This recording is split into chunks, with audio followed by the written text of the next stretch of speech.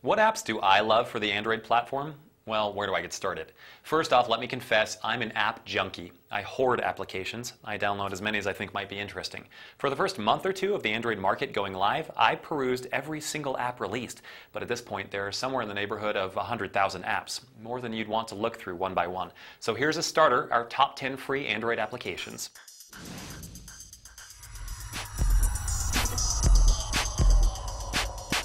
First on the list is what could arguably be called the killer app of the smartphone world. Besides the calls you make, mapping may be one of the most used features on these devices, and Google's own Google Maps does a fine job of getting you from point A to point B. It's straightforward for anybody who's used Google Maps on their PC. It's technically a separate app, but Google Navigation ties in seamlessly with Maps to give you step-by-step directions for your car, bike, public transit, or even for walking. Google's mapping tools aren't flawless, but for the price, free, they're an absolute steal. To get the most out of your smartphone, you'll want to know exactly how much juice you have left in that device. Battery Indicator does one thing and does it very well. It tells you exactly how much battery life is left. I've more than once put anxiety to rest knowing that while I don't have much battery life left in my HTC Evo, I have exactly 5%, enough to make the calls I need to. Just as with GPS, smartphones are as much cameras as they are phones. If you're somebody who snaps a lot of shots with your phone, be sure to download Photoshop Mobile. It doesn't really compare to the desktop application, but for quick edits of your mobile photos, there's nothing better. Everybody loves music, and virtually every phone today doubles as an MP3 player. You've got your choice of media playing apps, but how about an app that will identify songs for you?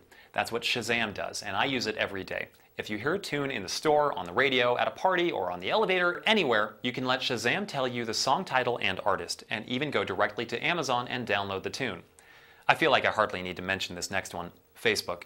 It's where Americans spend nearly a third of their time online, and now it's easier than ever to Facebook on the go.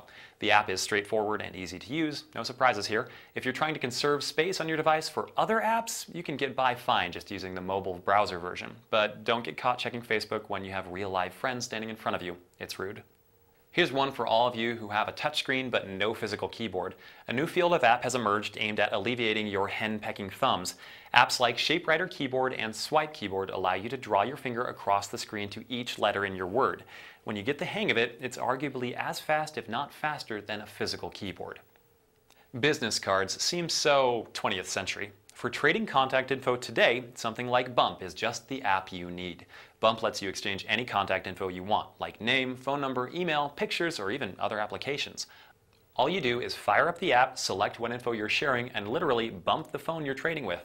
It's that easy. Now you're in their virtual Rolodex. What did people do before the internet? No, really, I don't remember.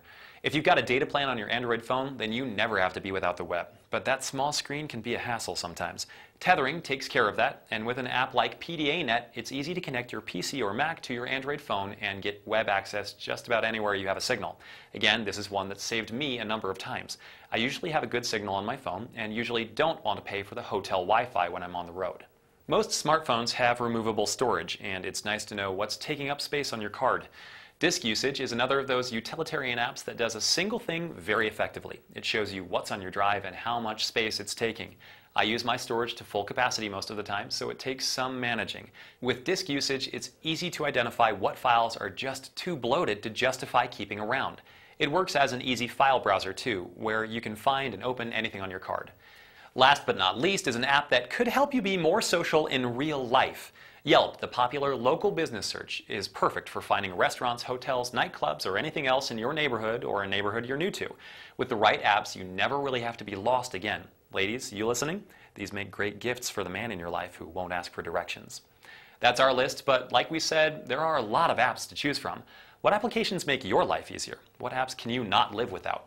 Let us know, leave a comment below. I'm Austin for Top 10 Reviews, where we do the research so you don't have to.